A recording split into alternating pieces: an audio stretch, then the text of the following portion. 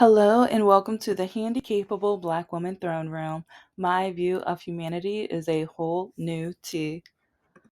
So I hope you guys have your petty tea, also something to nibble on, eat, devour, enjoy. Ugh, let's just say 2025 is really interesting. Or I mean, for everyone, probably for different reasons, and like also you're learning and embracing the people you're surrounded by in entirely new ways.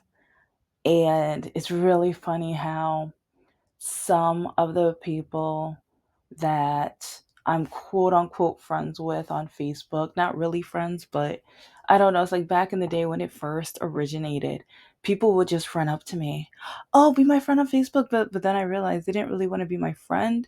They just wanted a higher count. And but then with me, it's like I was always like the happy nice person, and I felt bad. I mean, I blocked certain people. Yeah, and I'm gonna tell you guys about when I think I've mentioned it before, but I didn't tell you the full story of when I had to block my sister. Yeah. And I think some of you, if you guys have been paying attention and listening, you kind of already know why. If you, yeah. So if not, there are 500 episodes. Get ready. It's probably one of the gray sheep episodes or the dating nightmare episodes. Yeah, check those. Not the political ones or whatever, but yeah, whatever. But yeah, let's just say gonna be kind of going, especially while watching shows and writing my novels. I I remember even while teaching like the college classes, not K through 8 or whatever, but it's like when I would talk about my products and how I hope to advertise them and market them and how I decided or created my demographic that I want to target. It's like I always had, and it's kind of funny, but majority straight white men, or the ones that were leaning more moderate Republican men. There was one, like one of the main ones actually was a person of color, Middle Eastern, who would say some of the rudest, meanest things about fiction is so stupid. It's not about anything. And it's like, since it's not about anything, what's the point of writing them? What's the point of reading them? It's stupid. And so then me showing him in the class, like like, okay, if it isn't anything, how come that like fiction is on a rise, and especially certain authors sell more of their books than the Bible? Or there's one specific one, but you know who I'm talking about. And oh, I remember he got upset. He left the classroom before break too, because I proved my point, but he hated it. He hated it. He was one of the students who called me Professor R word or Professor Cripple or so many different variations. And or he would try to activate one of my symptoms of my disability, because with my students, since they don't see too many people with disabilities, especially working in things, it's like, because, and a lot of students tell me this fact. And so I try to tell them my diagnosis so that they are aware of, because sometimes people automatically think, oh, you have this diagnosis, you have this disability. And I'm like, no, so far off. No, I don't. But then also a lot of students who tell me that, oh, well, I can't do this project. I'm not going to waste my time. And, oh, marketing or advertising, that's just for losers. Or why do I have to be creative? And, oh, it's just, I would have students who would be like, you're not from Detroit, are you? Or is your mom white or is your dad? And the thing is, I didn't only get that in the classroom. I mean, from growing up in the like I've had it was ugh. I mean, that's why like some of my college students would remind me that they're like the oldest of children. They're still immature, like the males, their brains have still not fully developed, and I would still have to remind myself that. And that's one reason why I'm petty with a smile. But then I have older students that are some of them were older than me. And then but it's like, oh, when they were mean and like, oh yeah, haha. That smile went away. That smile went away. And also, it would be funny when students, I would create an Excel sheet and create different topics and for students to write their information within the chart to create like a thought web. And like some students, they would do it like a month later or literally during finals, and they wouldn't realize that there's a way where I can find out exactly the date and time that they wrote it. And so with one time I was literally like, especially with shared docs, I'm literally watching like, well, a white male student, older student, like it's like I'm literally watching my laptop on the screen. I'm watching him enter the information. And so kind of while he was in the middle, I waited a little bit because I didn't want him to like first start and then be like, "Oh, what are you doing?" and then him lie. So I waited a little bit and I got enough, evidence to the point where if he tried to lie or if he tried to go to the dean or anybody higher up, I'm like, no, no, no, look at this. And oh my gosh, you should have seen. I'm just like, oh, I see you're really getting into the topics now. Like right when, I'm going to be like looking over everything for your final grade, right? And oh, he tried calling me.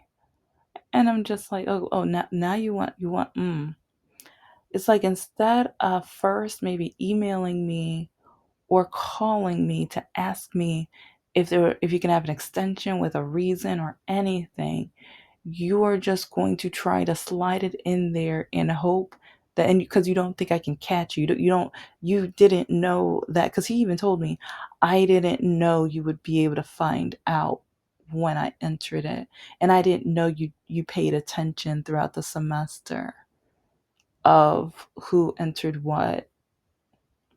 And because, oh, this was during COVID, so everything's virtual and stuff, so yeah, maybe that's needed. But yeah, he was like, oh, I didn't think you paid attention.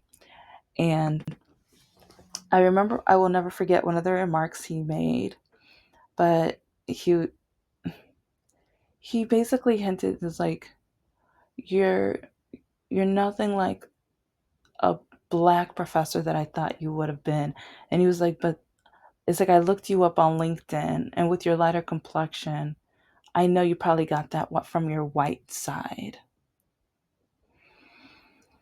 Oh, and again, this is an older white male student, but and like, okay, I'm gonna go through kind of a fast version because yeah, it probably will be like a two-parter or whatever, but and this is all coming from like my thoughts with the show on Netflix with love, Megan. It's like I've watched all of season one, watched season two. I'm probably gonna rewatch season one and season two and everything. A lot of people kind of, especially certain people, kept like talking about, oh, she's just acting. This isn't her. She's not like, she's trying to be a white girl. She's trying to be this or that, or she's not black enough. And oh, it's like, do people actually think that they're going to be able to have time for their kids to do all of this stuff? And oh, she's trying to be perfect. She's trying to do this. And oh, and being a lighter complexion African American, and one who a lot of people, especially job interviews, you do not know how many job interviews I've had where they have the nerve to ask me which one of my parents are white. And then they forget, like, okay, yeah, okay. If you haven't taken an HR class, just know that's illegal. Or don't ask that question. Don't ask that question. It's like asking about someone's race, nationality, where their parents are, like what nationalities, or especially where they're from. Because I've had that question asked too. Where are your parents really from? No, no, where are they really from? Yeah. Mm-hmm. Oh, and so then, especially, they don't realize that I've done my research about their company. And it's really funny because one time I was like, oh, is that because one of the factories that you guys create, and that, um, well, basically, like that is from, is in Alabama? Is that why? And oh my gosh, they would choke on their drink because they're just like, oh, yeah, but no, where are they really from? And so, yeah, they didn't think I did my homework.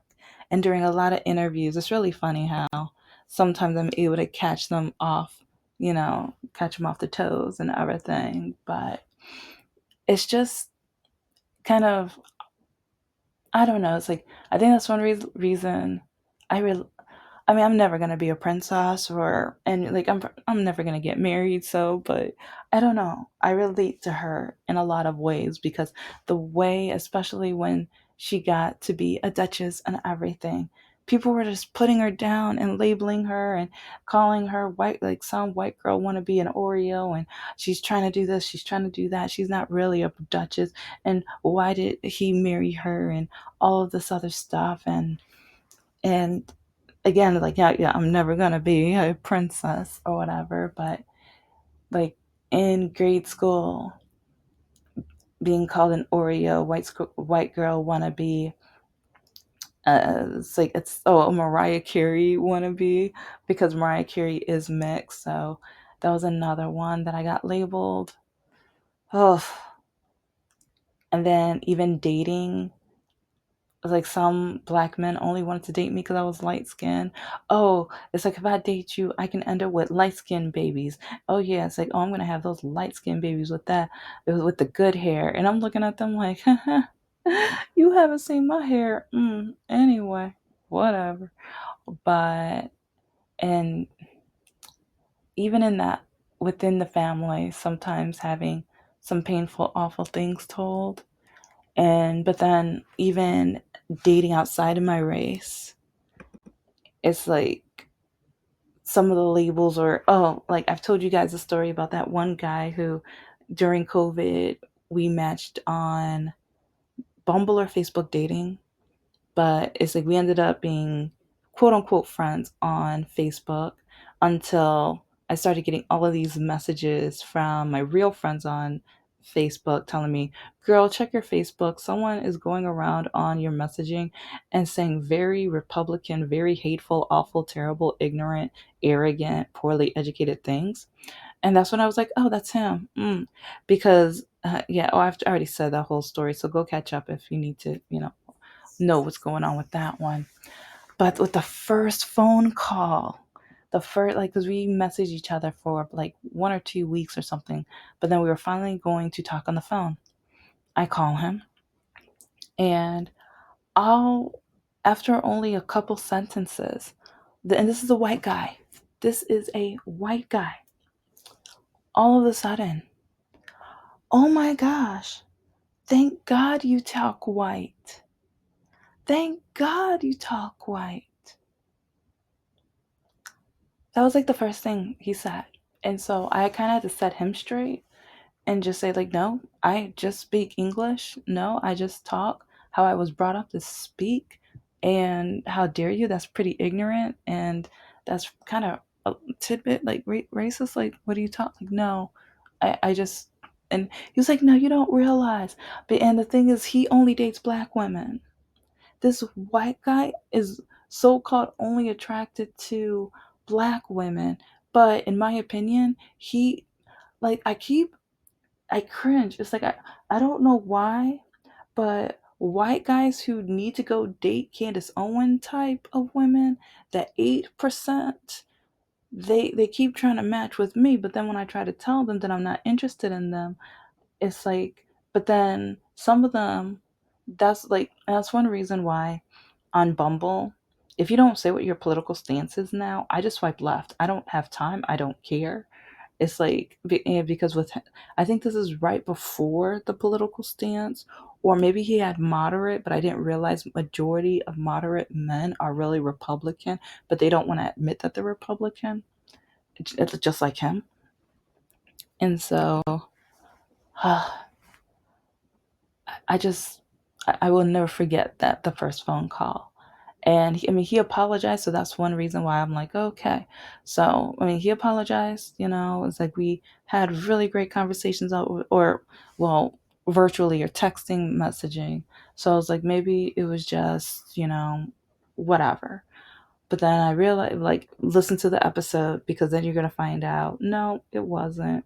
He is just a bigot that loves dating black women. Yeah. And that's one reason why when people tell me, but I've dated a black woman, but my mom dated a black man. Mrs. Masher. Isn't that right, Mrs. Masher? You're as racist all, in my opinion. In my opinion. But the same woman who told me that the only reason I got into college is because I'm black and that police officers pulled me over because I'm just so beautiful and they had to. And it's like, even though they might have said that you don't look like you live at this house, go watch that episode. But it's like, 'cause, yeah, I tell all the stories about majority of the times that I've been pulled over and everything. So, yeah, watch the episode where a police officer tells me, you don't look like you live here. Yeah, jerk. But oh, and then also she sees crime done by African Americans. At least you're not one of them. But then at the same time, this woman turns around and says, I hope you make me a grandchild. The mixed ones are always the cutest. Mm. Yeah. But so I don't know. It's like that's one reason why I feel like I connect with her. It's like I don't know about all the racism, or I know I've seen the racism since like the Duchess and everything. But sometimes I wonder what was it like when she was little, when she was younger, when she was in grade school and stuff. It's like how comfortable was she allowed to be with being the way she is or being who she is? Because I I feel like I am just now being able to do that decades later because even with dating Mr. Lockakey, it's like I'm woke. I've always been woke, or at least no, I'll change that. I was woke, but I had a forced religious Christianity that I was suffocating it with. And so I think I was confused, but at the same time I was aware and I was I don't know, it's kind of confusing, or I'm still trying to figure out what was going on. But even when my ex would try to say that Muhammad Ali was a terrible, awful man and he should be like an embarrassment to my people because he didn't go fight in the war. And I'm looking at him like, are you stupid? He was stupid, or he is stupid, but in my opinion, in my opinion. But yeah, it's like, and because they were like, even with what happened with, like, well, the police and African American men and things that with poor little Rice. And yeah, I don't know. Each time he was like, well, you know how your black men are, you know how you black people are. And he was like, isn't that why you dated me? No, I dated you because you held a weapon towards your wrist. Remember the time when I was about to leave you because I said I never want to date you, and I didn't want to date you, but then you kept love bombing me and you were the only person that was nice to me when I said I was going to start my master's or my second master's. And I at least wanted a friend, and I thought I was having a friend, but then you stole from my purse. And it's like, or especially because you didn't, he lied to me about, well, go catch up with all of those episodes, especially the breadstick episode, the Olive Garden episode. Yeah. But, and so I don't know, it's just, Dating black men, they say I'm too white, too light, too proper. I need to I need to look up how to be a black woman. I need, like, black women are more submissive, or just they understand that when a black man speaks to, oh, like, nah, and that's one reason I'm never going to marry, cuz I'm not going to be that submissive type. I will never be that like, I have never met a man that is worth being submissive to. And especially within my dating life, it was crazy because they expected me to be submissive, but they always needed my money. They always needed my car. They always needed from me. And I always had to figure it out. Mr. No Heart realized that I always figured things out. I would do my research. I would, like, sometimes, like, if I was going through something horrible, it's like I would even leave the room, sometimes go in the kitchen and just, like, even write notes of different, like, okay, maybe this website, if I go to here, if I do this, if I do, just so I can try to piece everything together to try to figure out how can I get out of the mess that I was in. And so then he started learning how he could take advantage of me.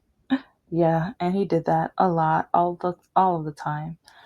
But but then black men say that I'm obligated to date black men.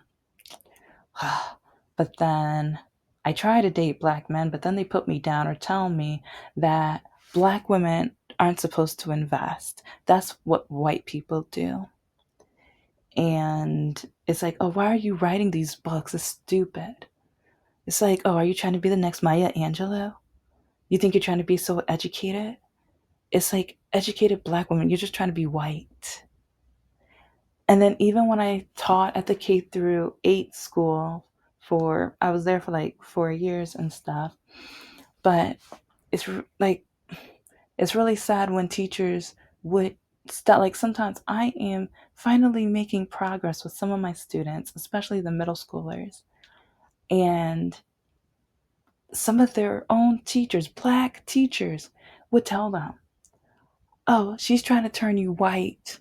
Once you get smart and educated, that's when you turn white. You don't want to be white up in these hoods. You don't want to be white up in this city and everything like that.